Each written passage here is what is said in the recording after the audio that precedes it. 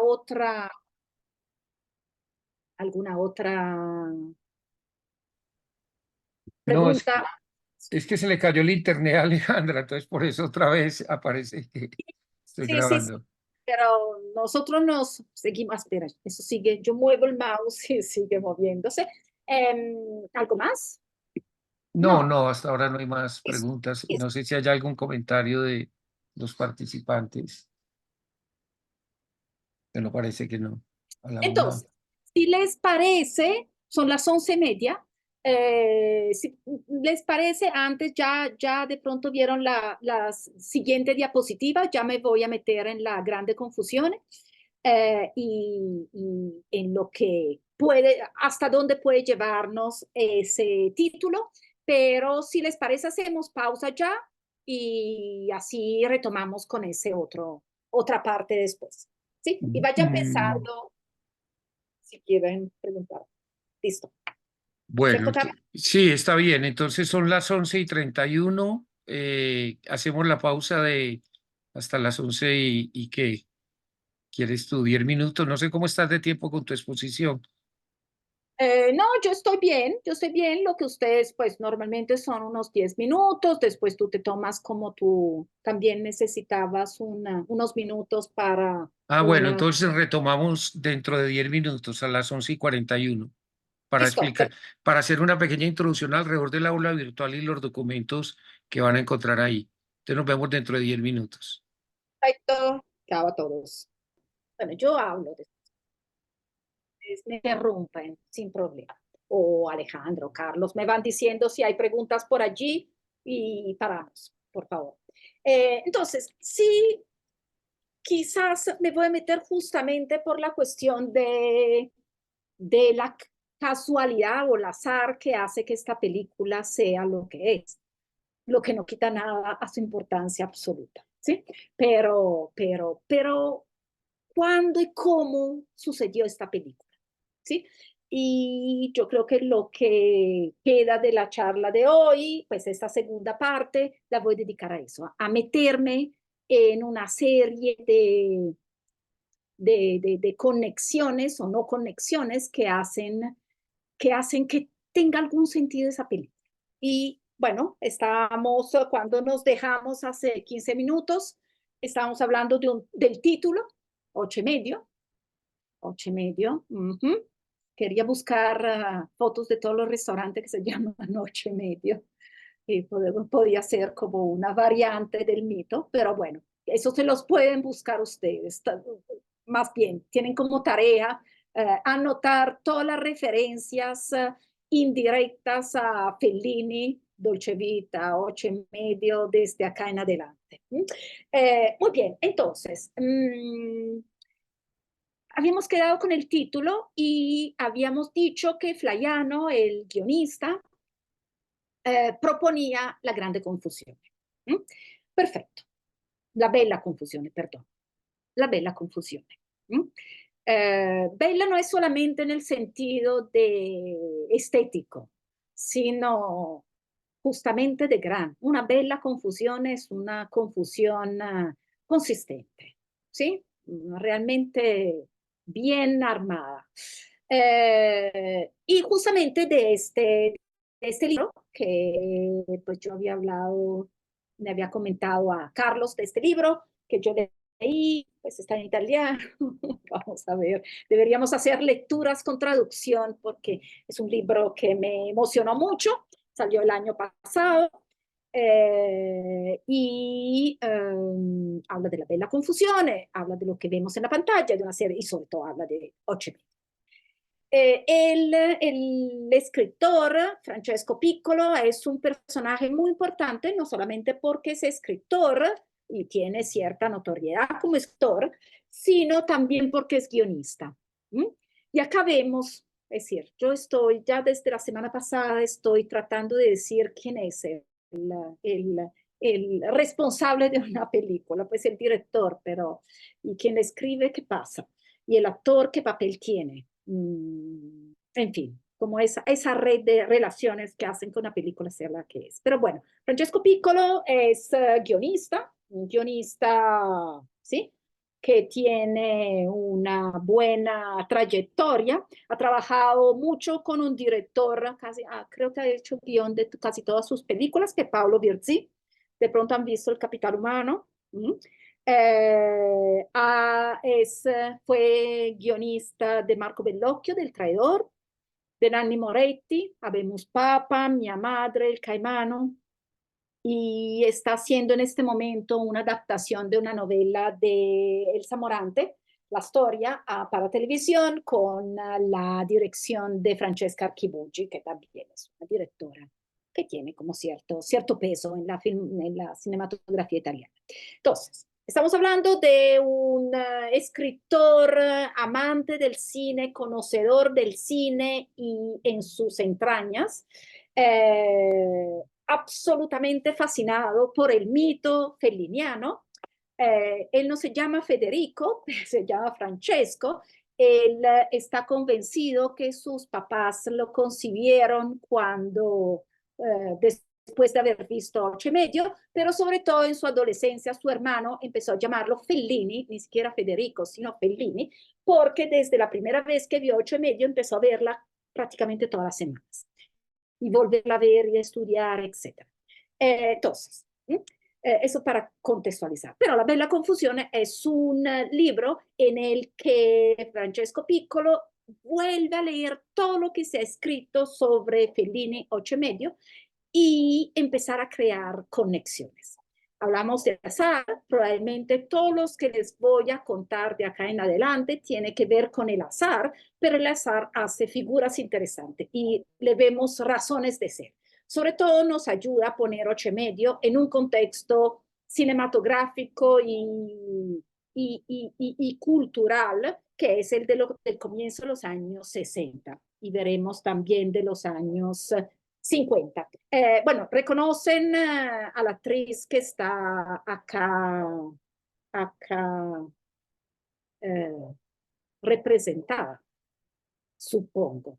Y a las dos películas de la derecha. La de la izquierda, la carátula es una foto de estudio, pero acá a la derecha hay dos fotogramas de dos películas. Uno es Ocho y Medio, por supuesto. Ella es Claudia Cardinale, que hace un pequeño papel en Ocho y Medio. ¿Sí? El primer ejercicio es el de, pues, de darle importancia a esta figura marginal de la película. Y la película en color que se ve abajo a la derecha es El Gato Pardo.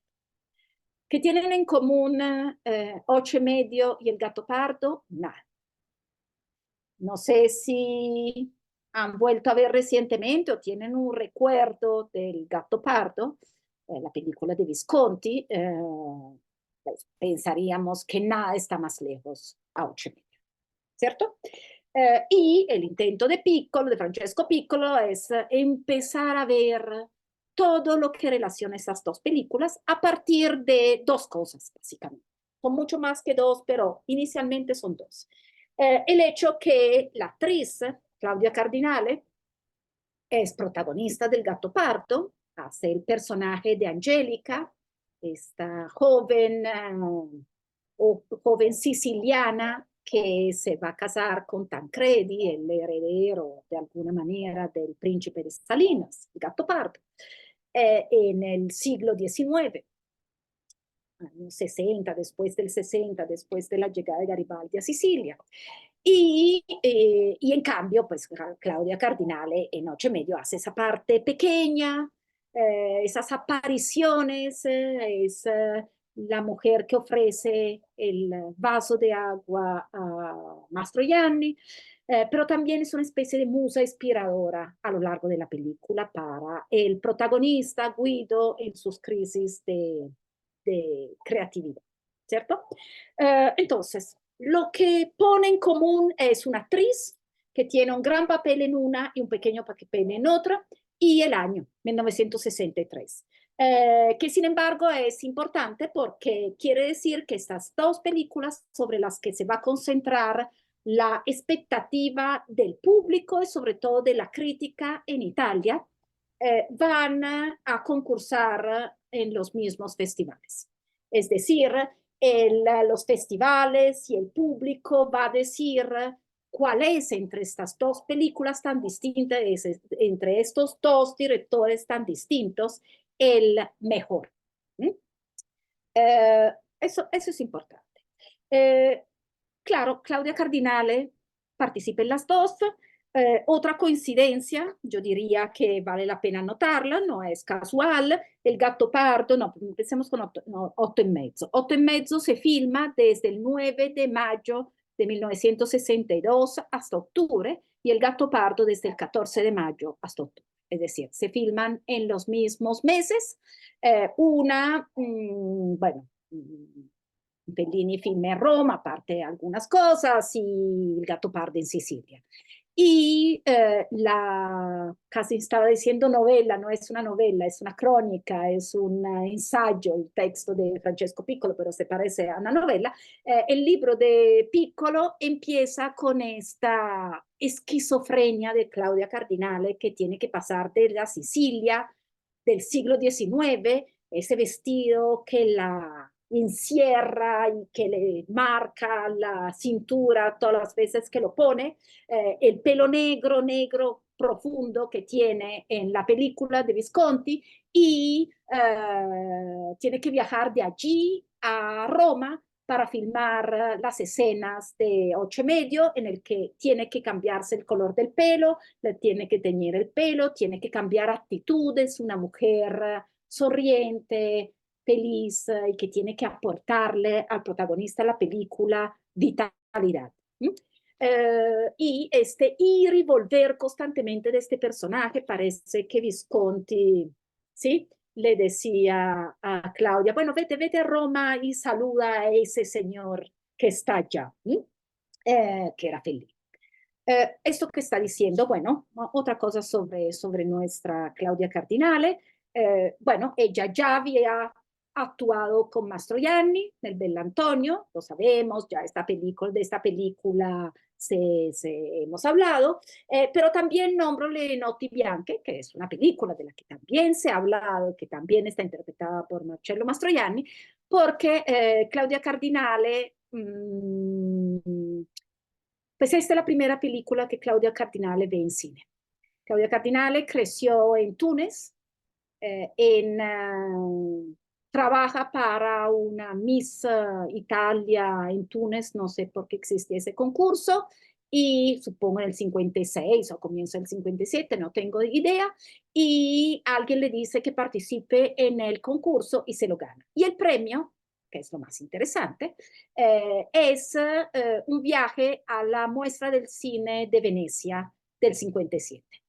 Así que Claudia Cardinale, que viene de Túnez, sabe más francés que italiano, llega a Venecia, al Festival de Venecia, y ve su primera película en cine y su primera película proyectada, que son Las Noches Blancas. Serie pues más que de coincidencias, de datos que ponemos allí.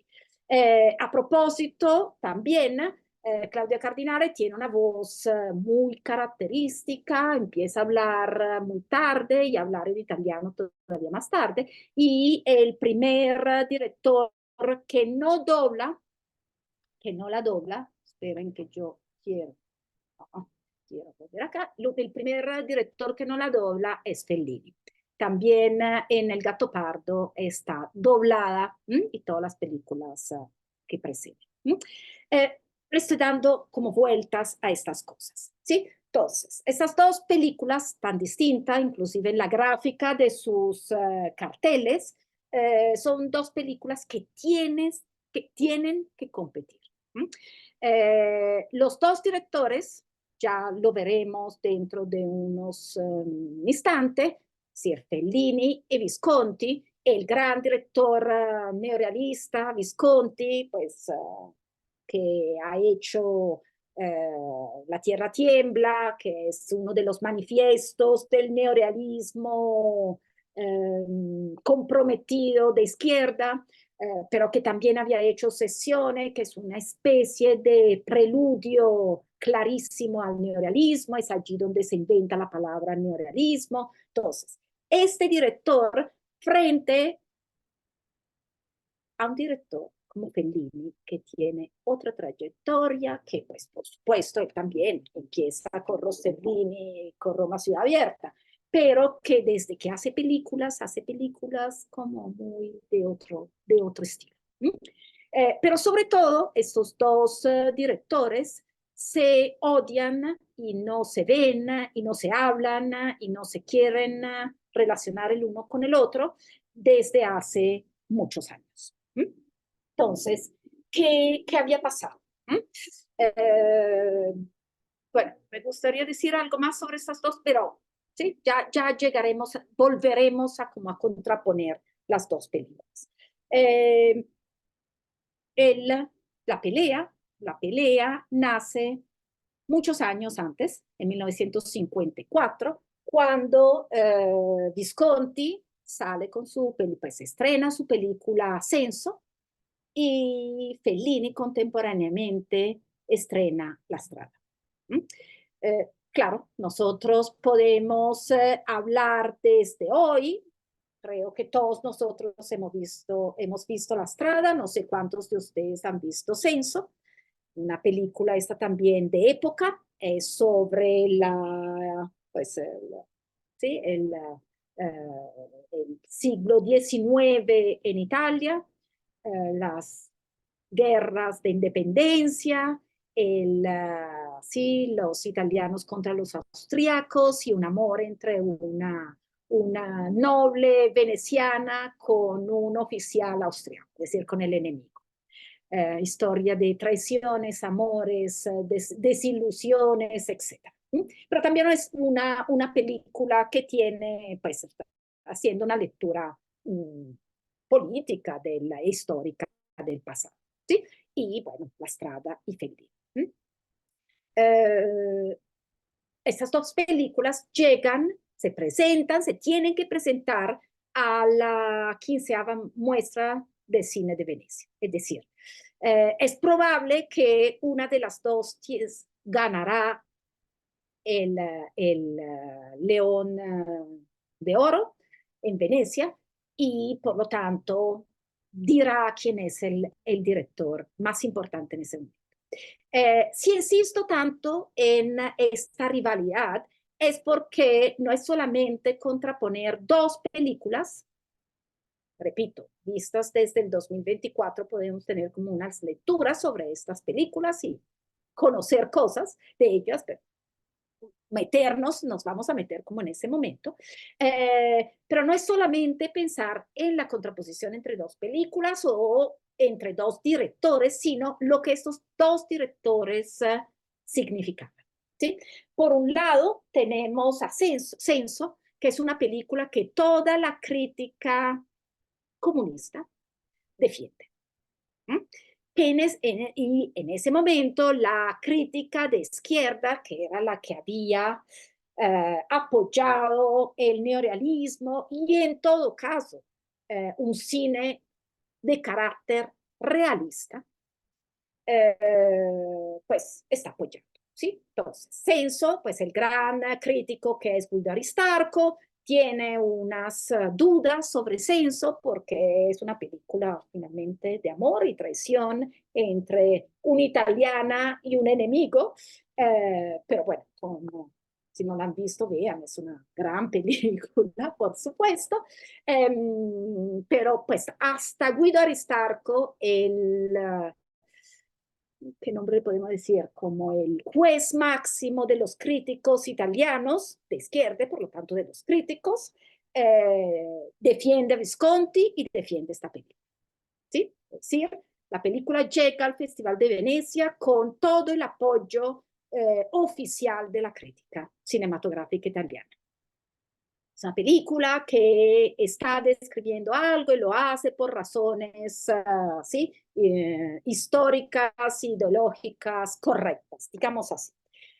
Y La Strada recibe, como le ha pasado mucho a Fellini, el apoyo de la crítica católica. Nosotros nos preguntaremos por qué, pero pues Fellini llega de un contexto de provincia, y es el candidato perfecto. Habla de ciertos mundos marginales que pueden mover el apoyo de ese lado de la crítica, o simplemente porque la crítica católica tiene que apoyar la película opuesta a la que está apoyando la crítica de izquierda. ¿Sí? Puede asombrarnos todo esto, pero es absolutamente poderoso en el momento en que salen las Censo y las Strada. Y Fellini siempre ha sido la crítica de la izquierda al cine de Fellini. Es un cine fantástico, que no es realista. Ahora nosotros vemos La Strada, nos parece una denuncia muy fuerte de ciertas condiciones, pero pues en ese momento no era así. Bueno, nunca ninguna película italiana había ganado hasta ese momento el Festival de Venecia. Esto cargaba todavía más pues ese momento. Y vale la pena mirar qué películas se presentaban en el Festival de Venecia. Eso, pues hoy estamos en pura eh, lectura sí, de noticias, pero es importante. Tres películas italianas, además de Censo y La Strada, Giulietta e Romeo, que es una de las tantas versiones de Giulietta e Romeo, filmada por Renato Castellani, una película, digamos, que no ha pasado a la historia. Muy bien. Pero también se presentan películas como la de pues, Kurosawa, Los Siete Samurai, La Ventana Indiscreta de Hitchcock, una película de Mizoguchi y Nido de Ratas de Elia Kazan. En fin, ¿sí? Esos festivales o años bastante intensos, ¿sí? Muy bien. Y sucede que quien gana el Festival de Venecia, es decir, el primer premio a así, el León de Oro, el Festival de Venecia, no sé si han ido mirando mientras yo hablaba, pero lo gana una película italiana, Giulietta Romeo, la peor película de la muestra. Y evidentemente lo gana porque los jurados no se ven de acuerdo sobre Visconti y Fellini. Y allí no solamente sobre la película, sino sobre qué cine italiano, a qué tipo de cine italiano estamos mirando. El que, sí, pues el que tiene un pasado súper canónico, aunque tenga unas escenas de decadencia, digamos así, como Censo, o un director que no tiene que ver con ningún otro director que hace lo suyo y no más como Fellini.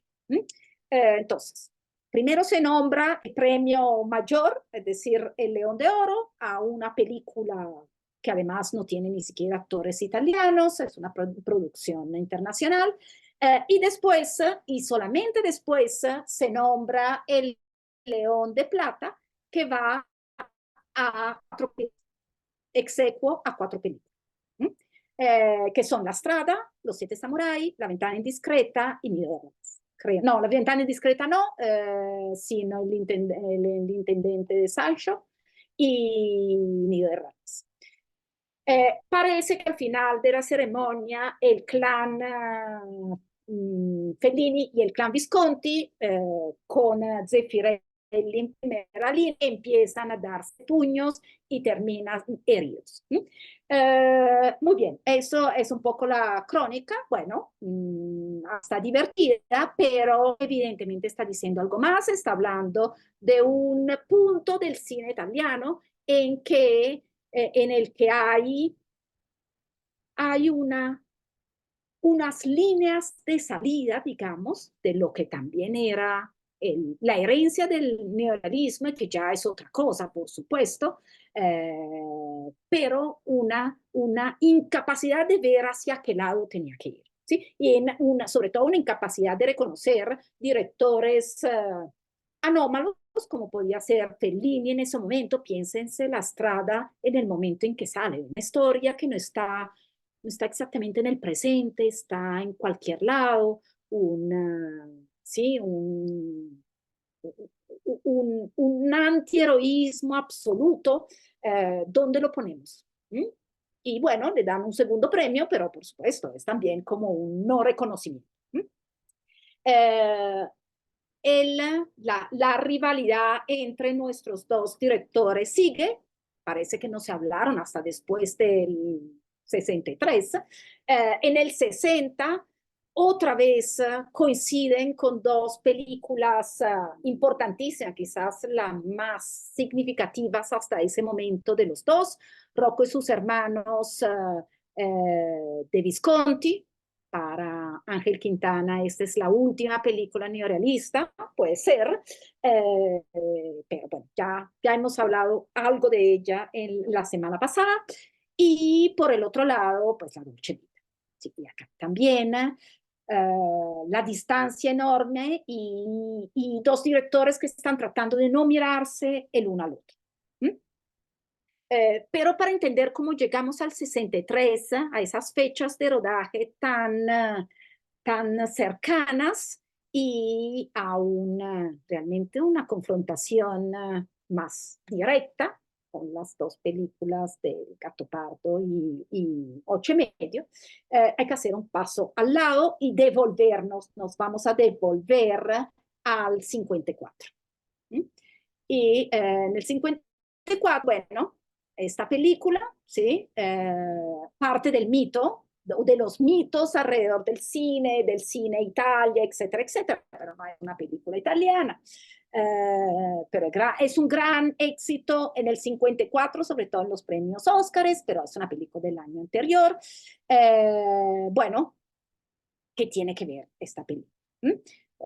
Como muchas de las producciones norteamericanas que se filman en Italia, específicamente a Roma, siempre se busca alguien que pueda ser de conexión entre una idea, un sujeto, un argumento y hasta dirección que viene de otro lado y un contexto que, ¿sí? No puede ser del todo inventado ¿sí? E imaginar, ¿sí? Aunque sea mítico. ¿Sí? Y por lo tanto, el director, supongo que es el director o quien por él, desea, además ustedes saben que pues el argumento es, pues, bueno, en fin, hay toda una historia sobre quién pensó el argumento de la película, etcétera, etcétera. Pero lo importante es que William Wyler decide apoyarse en dos guionistas italianos para hacer esta película. ¿Sí? Y escoge dos guionistas que son, ¿qué pasamos? Voilà. Son Suso Cecchi D'Amico, gran guionista italiana, y Ennio Flaiano, del que ya hemos hablado abundantemente, pero que pues, vamos a retomar ahora. ¿Mm?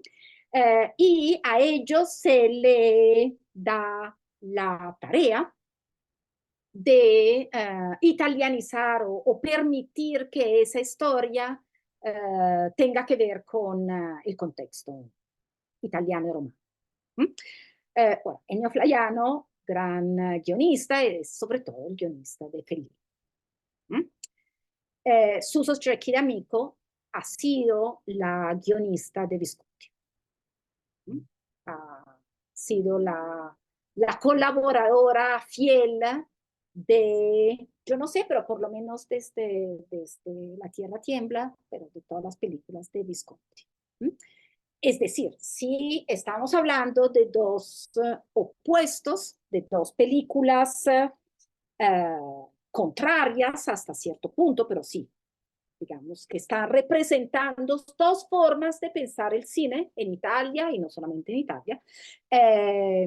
Los dos guionistas, es decir, esos personajes que están un poco en la sombra, pero que son tan importantes para la construcción y la realización, colaboraron. ¿Mm?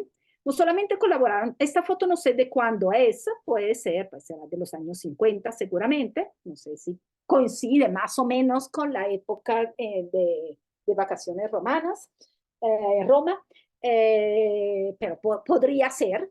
Sin embargo, nuestro amigo y como con, sugerido, sí, el que nos está soplando un poco todas estas noticias, que Francesco Piccolo nos dice que Suso Amico, que acá está con el marido, y Ennio Flaiano fueron muy cercanos, aunque tuvieran dos formas de trabajar totalmente distintas y quizás hasta tuvieron una historia. No, no sé si nos interesa el lado sentimental y romántico, pero que exista una cercanía y una intesa entre estos dos personajes nos parece interesante. Si después se van a casar con dos directores o dos tipos de cine tan distintos. Me gusta esta foto, yo no la conocía, pues es la única que encontré en la que están los dos.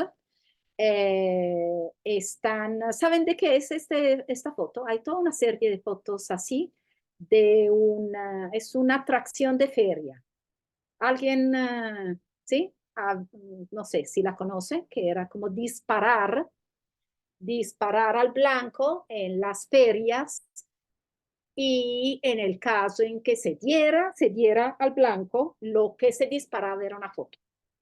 Era algo muy popular. De hecho tengo unas fotos de ese tipo, pero no con personajes famosos, aunque hay personajes que sí se tratan, pero bueno, es un detalle que quizás no nos interesa tanto, pero tiene que ver con la fotografía. Es un autorretrato fotográfico, es casi una selfie de los años 50 del siglo pasado, pero a través de un instrumento de ese tipo. Muy bien, entonces, estábamos diciendo, Suso Cecchi D'Amico, colaboradora de Visconti, y Ennio Flaiano, el, el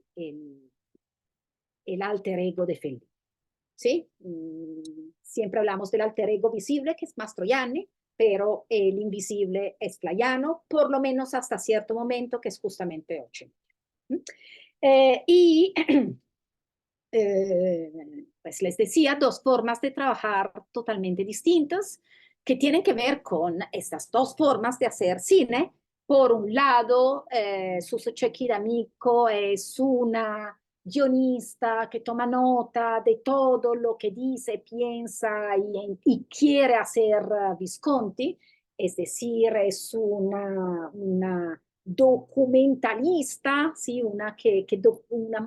¿Sí? Una trabajadora del detalle, mientras que Flaiano trabaja sobre idea, sin necesariamente escribir mucho, en las conversaciones y más en la construcción de ese tipo de, pues, Piccolo dice, un guionista eruptivo, ¿sí? Que lanza ideas, recoge ideas más que organizar, ¿sí? Mientras que Suso Cecchi D'Amico sí es un organizador, ¿sí? Y estas características son las que están detrás, por supuesto, de las películas correspondientes. Ya hemos hablado mucho de 8 y medio, y pues, ¿sí? Nos vamos a detener también más para entender qué sucede en el momento en que la idea se transforma en película, pero vale la pena decir algo sobre El Gato Pardo. Veníamos de esta pelea entre la crítica de izquierda, la crítica católica, unas películas consideradas ortodoxas o no ortodoxas en un sentido o en el otro. Y esto no es solamente chisme o así como para situarnos, sino que el peso de la crítica era absolutamente determinante en el éxito de las películas. Por lo tanto, sí, eso lo que estaba pasando sí, pues tenía un peso. Eh, y bueno, ¿qué pasa con El Gato Pardo? El Gato Pardo, ustedes creo que lo saben, es la adaptación de una novela. De una novela que sale en el 57, 58 después de la muerte de su autor, que es Tomasi de Lampedusa. Un noble siciliano, por supuesto, está haciendo una novela que habla, si no es autobiográfica, pues El Príncipe de Salinas, que es el protagonista del Gattopardo, es un hombre del siglo XIX, pero por supuesto hay una relación entre el escritor y el personaje, puede ser como una historia de su familia y de su pasado, del pasado de esa familia, de la nobleza siciliana. Un señor que no, pues que hizo el príncipe hasta el último día de su vida, se muere, eh, trata de publicar la novela y la novela es rechazada por tanto por la casa editorial Einaudi como por Victorino, es decir, por los críticos realistas, neorealistas y de izquierda. ¿Sí? Y lo repito porque, pues, yo en otra ocasión hice ese discurso, pero no sé si había uno de ustedes en esa charla. Nosotros siempre pensamos en neorealismo cinematográfico, pero hay también un neorealismo en literatura. ¿Sí? Y el Gattopardo es lo más lejano posible al neorealismo. ¿Sí? Es una historia casi nostálgica no, pero crítica del pasado, con un pesimismo de fondo respecto a la posibilidad de que el mundo mejore, sí, la modernidad llegue a ciertas partes de Italia o del mundo, etcétera, etcétera. ¿Sí? Es una reflexión sobre la muerte, etcétera, etcétera. Y por lo tanto, la novela del Gattopardo no recibió pues no fue aceptada por los editores, la trataron muy mal. Pensemos en la escritura de esos años, pensemos en lo que decíamos la semana pasada cuando hablábamos del protagonista de La Notte, de esa escritura que si no es realista, es experimental. Acá ni lo uno ni lo otro. Es un caso literario porque en el momento en que sale, en 1958, la publica la casa editorial Feltrinelli, que es de izquierda, pero eso no importa, no entremos demasiado en detalles, se gana el premio Strega y se vuelve un éxito editorial. Después de que los críticos de la izquierda lo habían destruido en todos los artículos. Hasta que en Francia sale la traducción en Francia, en muchos países sale traducción y la cosa curiosa, como siempre suele pasar, que un crítico comunista muy famoso en Francia la exalta. Dice que es la mejor novela del siglo XX y etcétera, etcétera. Entonces, ya hacen, ¿sí? Marcha atrás, vuelven a pensar, y es más o menos en ese momento que Suso Cecchi D'Amico, es decir, la guionista de Visconti, empieza a leer la novela y les empieza a decir a Visconti, el director del neorealismo, que podría pensar hacer una película. Entonces, El Gattopardo es una película que va también contracorriente. No acepta hacer lo que todos esperan que haga Visconti, es decir, una película otra vez neorealista sobre el siglo XIX, por lo menos, ¿sí? Con una mirada realista, sino neorealista sobre el pasado, eh, y sobre todo de una novela que ha tenido toda esa, ¿sí? Eh, esas objeciones, esas críticas hasta cierto punto negativas y después positivas. ¿Mm? Pero acá empieza a surgir algo, ¿m? Que quizás entre las cosas que iba diciendo se empezó como a notar. ¿M?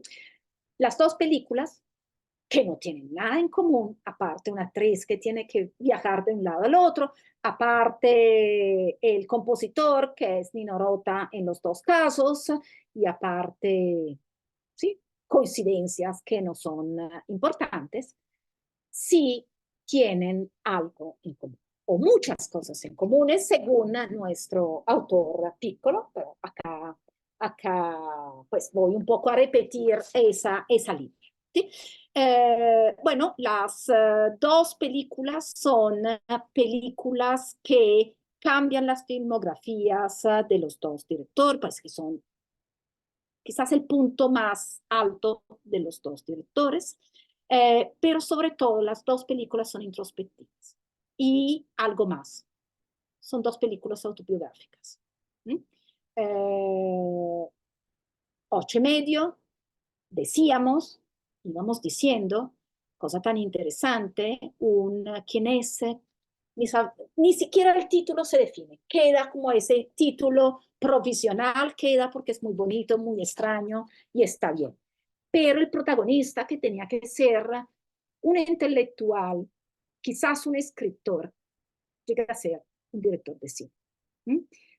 Y decir que es un director de cine es acercarse todavía más a esa idea de autorreflexión que Fellini está actuando al hacer su película. ¿Sí? Cuidado, no es una película en la que el personaje es un director de cine. ¿Sí? Es una película sobre sí mismo, sobre la crisis que un creador como él, pues, la crisis existencial, eh, que él siente. ¿Mm?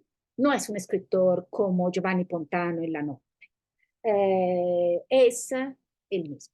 Y el cambio de escritor a director en la definición del personaje seña, marca esta evidencia. Entonces, una película sobre hacia adentro. El Gato Pardo lo es de una forma totalmente distinta. Es la adaptación de una novela, ya les dije, y ya la novela no es una novela autobiográfica, sino una novela que reflexiona sobre un personaje que puede haber sido el antepasado del escritor. Entonces, una diferenciación importante.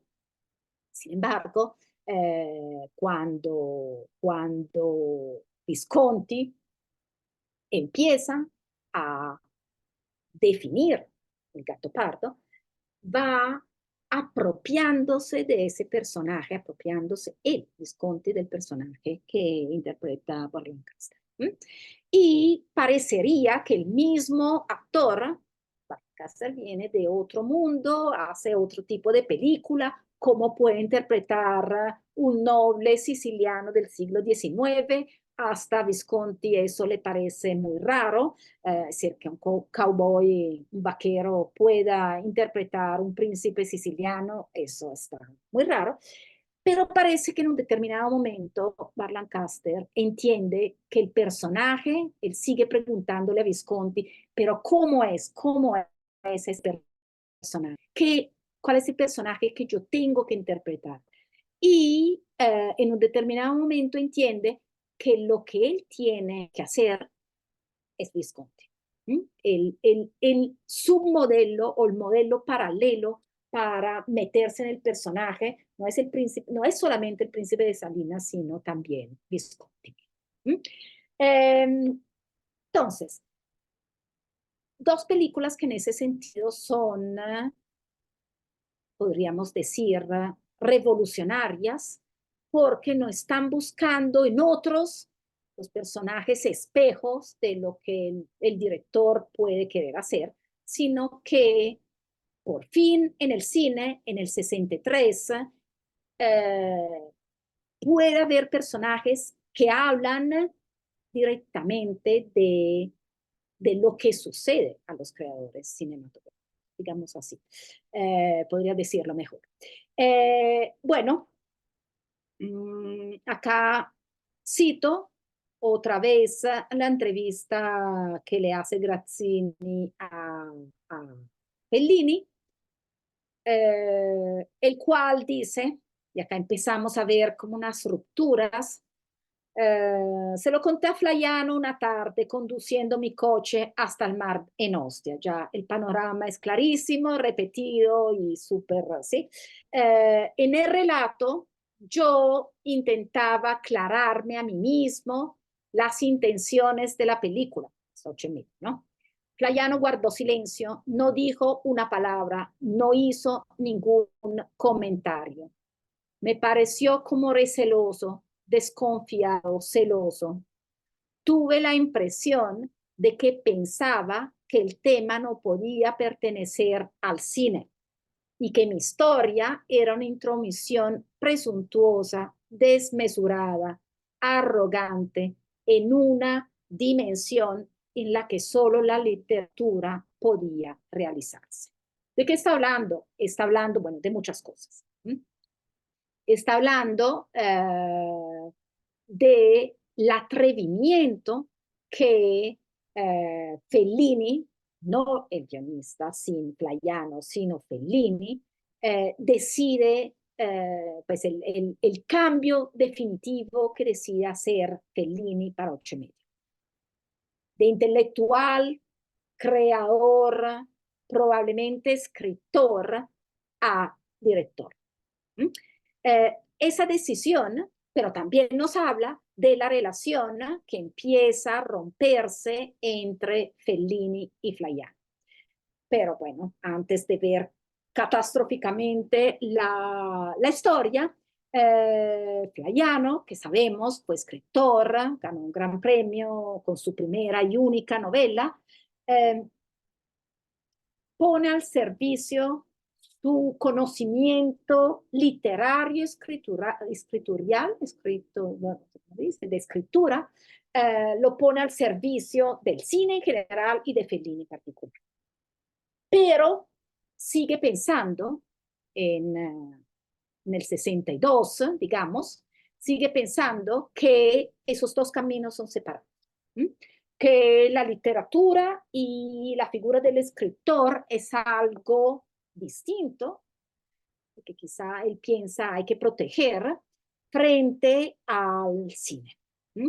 ¿Cómo es posible que el cine se meta con la intimidad de la escritura?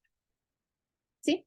Que es algo que le appartiene a la literatura y a ciertas novelas, a ciertas novelas. Entonces, vemos estas dos cosas. Lo que Piccolo llama una autobiografía sofisticada. En meter poco a poco el sí mismo no en una novela, sino en una película.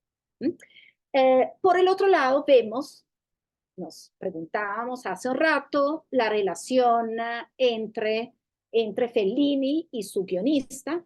Vemos que ese trabajo perfecto que siempre funciona entre los dos tiene una primera como desconfianza, usando las palabras que acá, o mejor, de pronto recelo es mejor, porque recelo habla de lo que yo creo que me pertenece a mí, es decir, lo que debería pertenecerle a la literatura no le pertenece al cine. Que marca esa relación entre Fellini y Flaiano. Yo decía, es importante que en el cine, en el 62, 63, cuando salen estas dos películas, se muestre esa transformación del cine en algo que puede sustituir la literatura. Y uso la palabra sustituir, que probablemente es muy fuerte, nunca podría sustituir la literatura, pero puede llegar allá donde solo la literatura llegaba hasta ese momento. Bueno, acá a la izquierda está, pues son las únicas fotos que encontré del guión del 8:30. Subrayo lo que está debajo del nombre del director, del título, en realidad Fellini, número 8:30, film cómico, película cómica. El Bert de arriba se refiere a Vermüller. Entonces creo que, bueno, es el fondo de Lina Wertmüller. No me acuerdo en este momento dónde está este guión. Pero bueno, entonces, por un lado, esta autobiografía sofisticada. Y es bonito decir sofisticado de un director como Fellini, que aparentemente es tan, ¿sí? Directo, hace maniobras muy visibles con sus películas. Cómo se mete en la película. Ahora, ustedes mismos lo dijeron, hay un aspecto de pronto pues interesante si quieren de pronto intervenir sobre eso, pues Ocho y Media es también una película que tiene mucho que ver no solamente con la introspección, sino con el psicoanálisis. De esto ya hemos hablado y se ha hablado muchísimo, ¿sí? Y de la relación específica que Fellini tiene con el psicoanálisis. Entonces, es también la película que pone en escena, fílmicamente hablando, es decir, con imágenes ¿sí? Y con un montaje de escena, una edición, ¿sí? Ese trabajo con el inconsciente, ¿sí? Por eso escogí esta imagen entre las muchas que hubiera podido meter acá, pero lo autobiográfico me parece que está muy bien en este primer sueño de Guido, en el que vemos esta liberación de la pesadilla, del trancón y del carro. Pero hubieran podido ser otras imágenes. Entonces, por un lado, esta autobiografía sofisticada. Por el otro, una autobiografía sorprendente, como la llama Piccolo, en el caso del director, ¿sí? Comunista, pero de familia noble, que es Luchino Visconti, con El Gatto Pardo. Muchas preguntas hay alrededor de por qué escoge hacer una adaptación de esa película, pero sobre todo porque se transforma el mismo poco a poco a través del escritor Giuseppe Tomasi Lampedusa en el Gattopardo, es decir, en el protagonista de la película. Pero bueno, esto ya algo hemos dicho sobre esos pasos de la novela pues, a la película.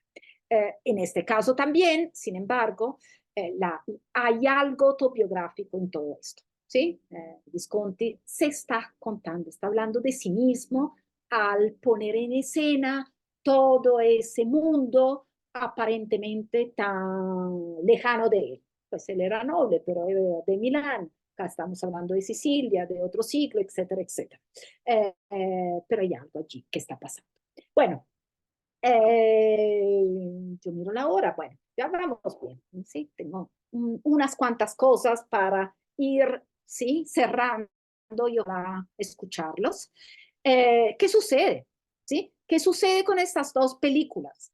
Es importante llegar a ver si había una pelea, si siguen con la pelea. En realidad, las dos películas no fortalecen la pelea entre Fellini y Visconti, todo lo contrario, parece que allí vuelven a empezar a comunicarse y a respetarse, digamos. En cuanto a las premiaciones, bueno, el Gatto Pardo gana el Festival de Cannes. Estas fotos también son famosas. Estos en la playa, esta no es la playa de Fregene, sino la playa de la Croisette de Cannes. Alguien se entera, hay un circo cerca y alquilan un guepardo. Lo duermen más o menos, no literalmente, pero lo tranquilizan y lo pasean. Claudia Cardinale de Barlancaster, además de Luchino Visconti, lo pasean por la playa y bueno, y salen felices con su premio. Lo que sucede con Ocho y Medio es más bien una premiación internacional. Acá también puede ser interesante entrar como en los detalles, pero nos sirve para otras cosas, ¿sí? Acá la farándula es interesante porque nos permite volver a flyar. Pero bueno, pues esta vez Fellini va a recibir el Oscar. Muy bien. Y cosa que, bueno, yo no sabía, lo vuelve a recibir en Roma. Es como una delegación institucional. Allí se ve a Aldo Moro que le entrega otra vez el premio. Será una ceremonia italiana para volverle a dar. Pero bueno, todo esto realmente es muy decorativo. Lo que sí es importante que cada uno de los dos directores con sus películas eh, ganan su lugar y ganan sus premios y su reconocimiento. Parece que no se cruzan y no se sobreponen, no hay razones de peleas y de puños en el 63, pero cada uno está, eso es lo que dice Piccolo, está, pues llegó a una película autobiográfica y eso es sobre todo una conquista para el cine frente, por ejemplo, a la literatura u otras formas de creatividad. Pero si pongo estas fotos de la época de los Óscares, es decir, del 64 en todo caso, es porque también la relación entre Flaiano y Fellini tiene un cambio con este premio. Hay dos razones de la pelea entre Flaiano y Fellini, y en realidad podríamos decir tres. Una ya la hemos visto. Flaiano, que hacía su papel de escritor al servicio del cine, que sin embargo pensaba que la literatura y la escritura siguiera teniendo una autonomía y un lugar aparte. Realmente siente que Fellini está empezando a mezclar las cosas y eso no le gusta. Muy bien. Seguramente tuvo que soportarse mucho a Fellini durante todos los años de colaboración, pero hay otras dos razones muy personales, pero que como siempre las razones personales muestran también otras cosas. Cuando se van para Los Ángeles, bueno, el vuelo hace etapa en Nueva York y de Nueva York a Los Ángeles y Rizzoli, que es el productor, le da tiquetes a todos en primera clase, menos a Flaiano, que termina en segunda clase. Y Flaiano se ofende muchísimo, parece que Fellini va y le regala les pasa unas nueces que daban en primera clase y él se ofendió todavía más y allí a ese recelo que ya estaba viniendo, trabajando en su alma, se suma una ofensa pues casi directa. ¿Cómo es posible que no reconocen que esta película es mía por lo menos cuanto defendí? Eh, muy bien.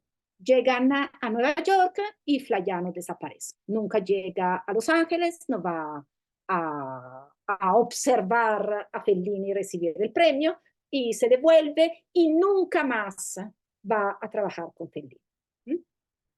Giulietta gli Spiriti, que es la película que de Fellini siguiente, tiene guión de Flaiano, pero porque ya estaban trabajando en él. Pero no voy a trabajar con Fellini. Definitivamente no lo quiero volver a ver. Hay una razón también personal que tiene que ver con la hija de Flaiano, que tenía una discapacidad evidente y que parece que Fellini evitaba saludar y ver y hablar de ella cuando iba a visitar. Y pues eso es una razón un poco más privada, pero que también trabajó en eso. Pero bueno, el divorcio entre Fellini y Flaiano, yo diría probablemente también marca el final de Un mito. Decir que Ocho y medio fuera una película de Flaiano es pues, obviamente exagerado, fuera de lugar, pero Fellini sin Flaiano no puede volver a hacer las mismas películas. Y esto lo dejo por si alguien quiere seguir pensando en lo que pasa después a Fellini. Sí, entonces sí, y bueno, sí, volviendo a Mastroianni también, pues hemos dicho las tres otras películas que hacen juntos, son películas que están de alguna manera siguiendo con unos personajes ya creados desde antes. ¿Sí? Muy bien, pero para darle una última voz a Flaiano, quisiera devolverme al 54, cuando todo empezó, cuando salió Censo y La Strada, cuando empezó la pelea entre Visconti y Fellini. En 1954, Flaiano escribe un cuento. Ahora se lo voy a leer, pues, le voy a leer un fragmento nomás. Escribe un cuento que se llama Un marciano en Roma.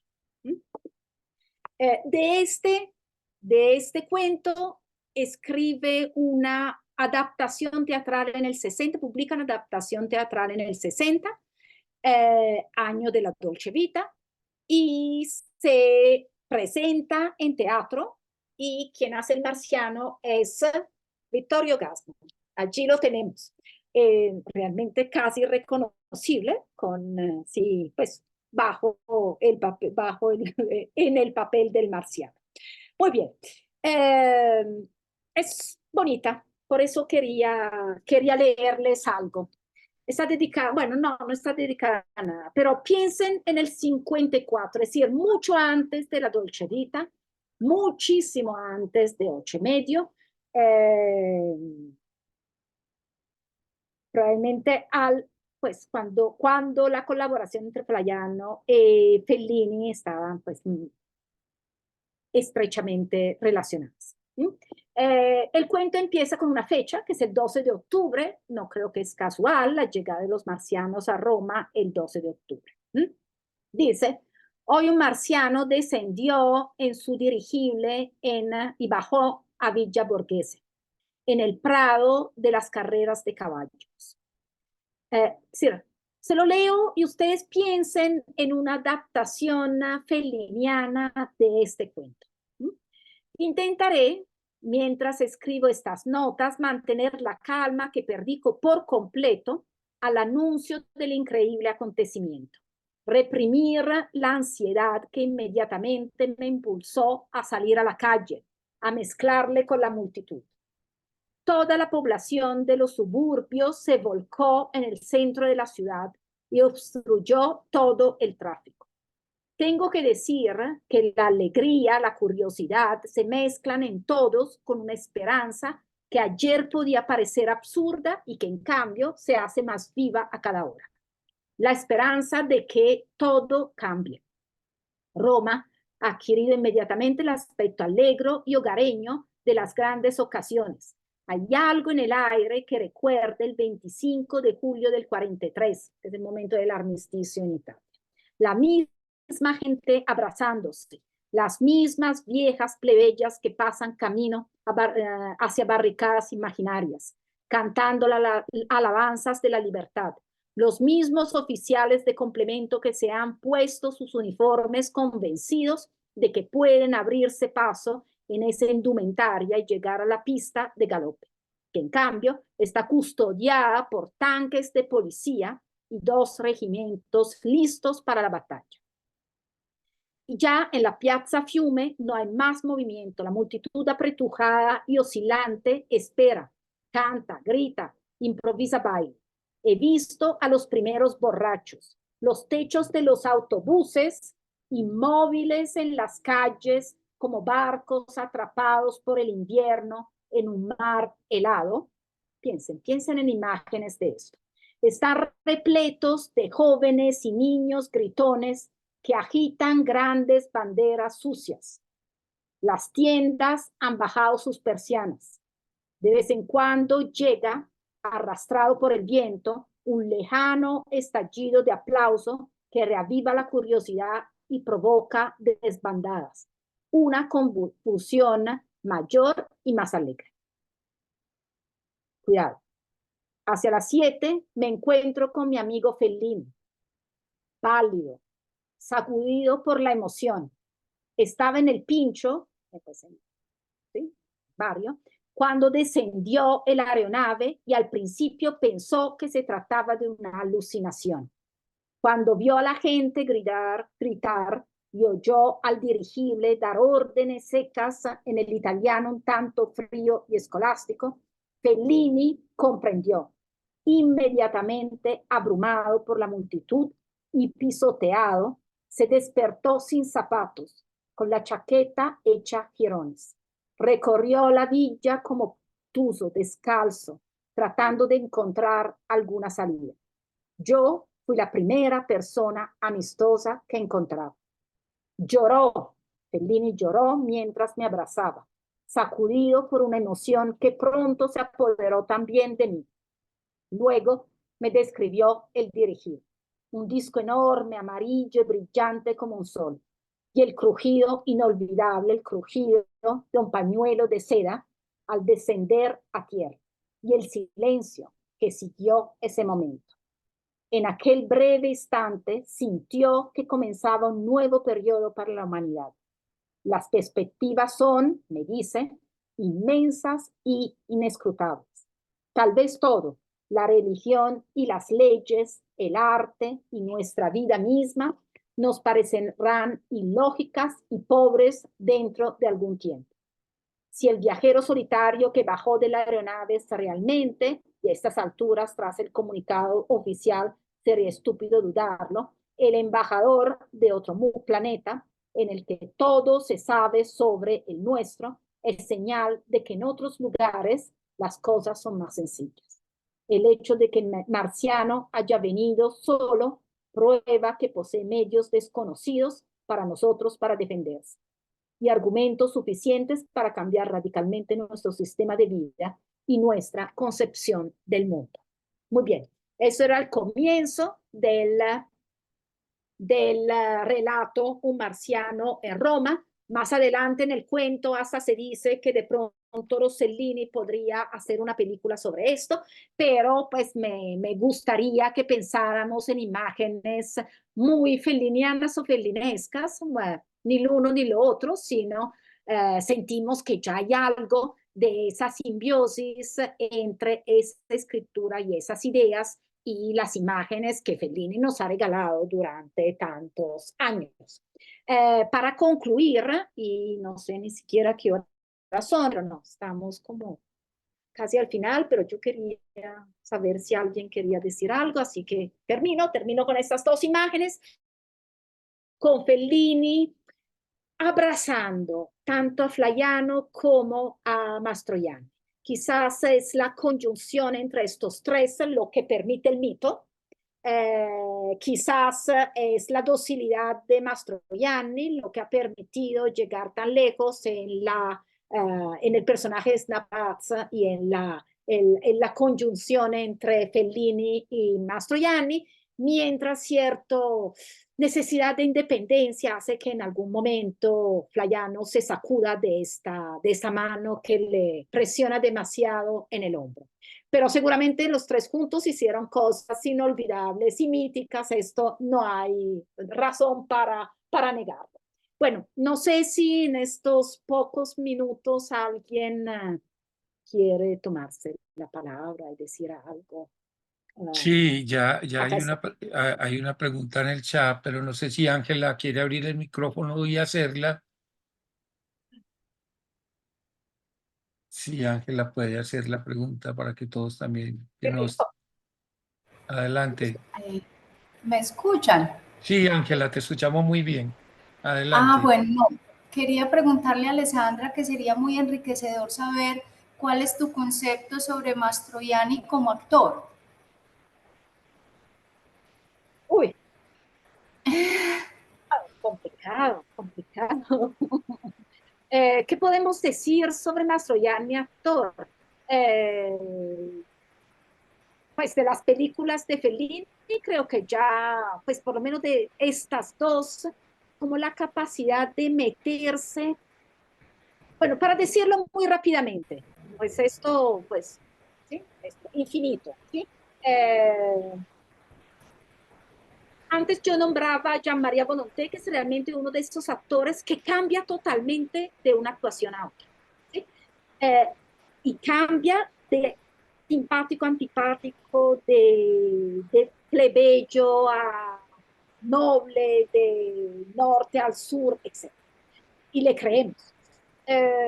Yo diría que la dulzura, me quedaría con la palabra, con el adjetivo, el sustantivo dulzura del Mastroianni, hace que a pesar de hacer tantos personajes distintos, realmente distintos, creo que acá se ha hablado en el seminario mucho de eso, de cómo logre meterse en papeles distintos, en el fondo siempre lo vemos a él.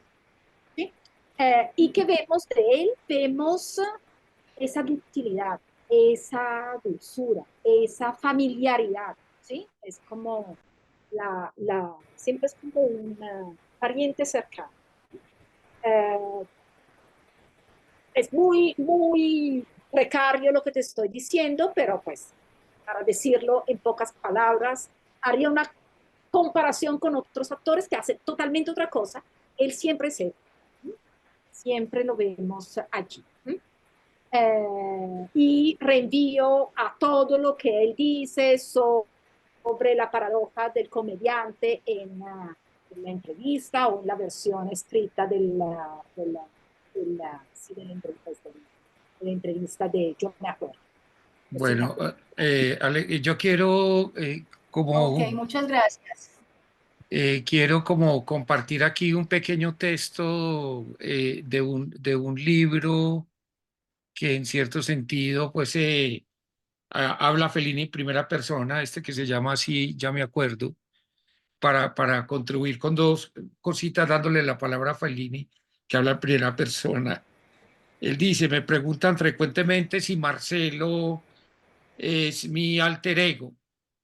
Marcelo representa muchas cosas para muchas personas, pero no es mi alter ego.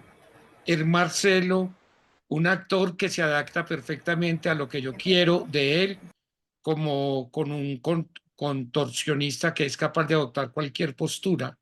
Como amigo es perfecto, el tipo de amigo que aparece en la literatura inglesa de ficción, en la que por nobles razones, hombres que son como hermanos dan su vida el uno por el otro. Nuestra amistad se parece a eso, a cualquier cosa que quepa imaginar, porque hay que imaginarlo, ya que en nuestra vida real, excepto cuando trabajamos juntos, casi nunca, prácticamente nunca nos vemos fuera del trabajo. Quizás sea esta una razón por la que nuestra amistad es perfecta y cada uno de nosotros puede estar seguro de que el otro está siempre disponible, aunque nunca nos ponemos a prueba. Luego dice esto, para mirar su mirada sobre él como actor, es un actor muy natural, jamás está nervioso cuando actúa. La única vez que lo está es cuando tiene que ir a la televisión y charlar sobre actores. A veces pienso que está menos nervioso ante la cámara que lejos de ella. Entre nosotros no hace falta hablar, podemos oír aquello que no se dice, a veces estamos tan de acuerdo que yo no soy capaz de separar lo que decimos de lo que pensamos. Y más adelante dice, ya para terminar, trabajo muy bien con Marcelo, especialmente en el tipo de película donde el protagonista, el personaje principal, tiene que aparecer en una posición ambigua. Él está en la película y al mismo tiempo fuera de ella. En todos los films que he hecho con Marcelo, el personaje es un eco, siempre el mismo. Se supone que es un intelectual. Es muy difícil representar a un intelectual en el cine o en el teatro, incluso en un libro, porque un intelectual es alguien que tiene una vida interior, piensa, pero no actúa mucho. Marcelo tiene esas cualidades particulares. Resulta creíble como alguien que no reacciona a los hechos, pero los observa. A veces, claro, es una persona de acción.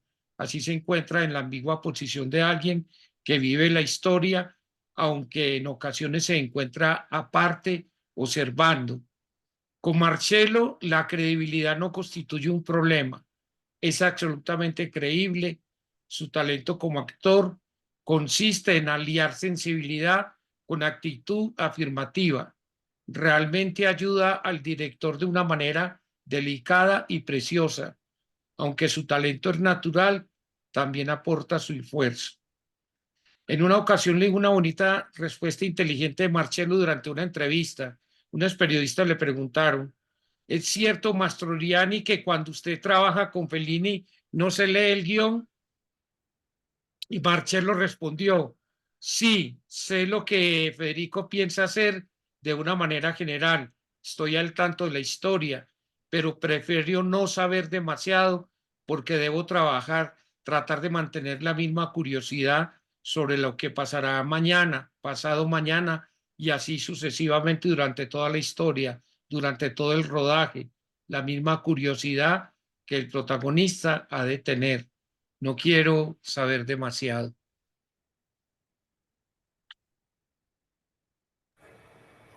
Muchas gracias, muy enriquecedor. Bueno,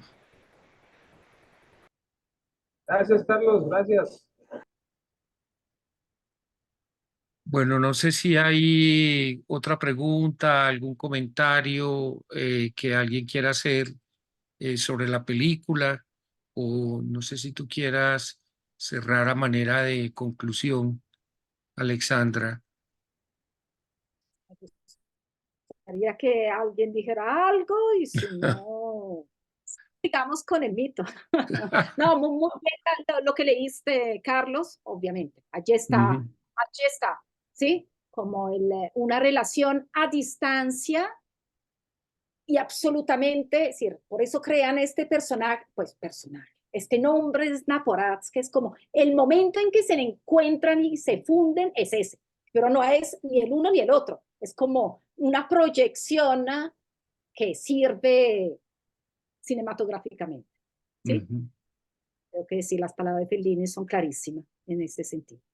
Bueno, Sí, parece que no hay alguna pregunta, comentario.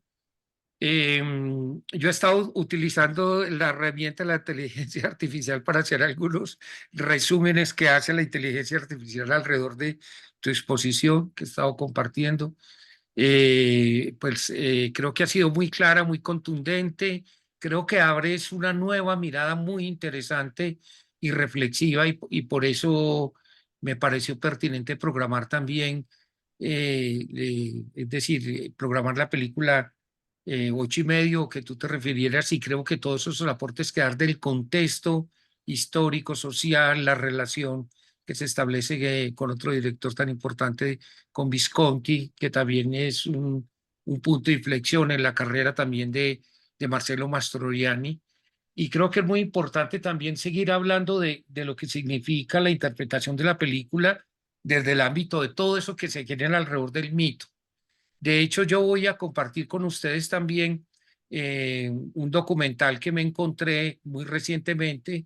También te lo voy a compartir aquí. Hay un documental muy interesante que se llama Siguiendo el camino de Fellini, donde también obviamente hay especulaciones e interpretaciones alrededor de muchos de los datos que tú diste, muy interesantes sobre todo lo que hay de la génesis de la película, de la interpretación de la película.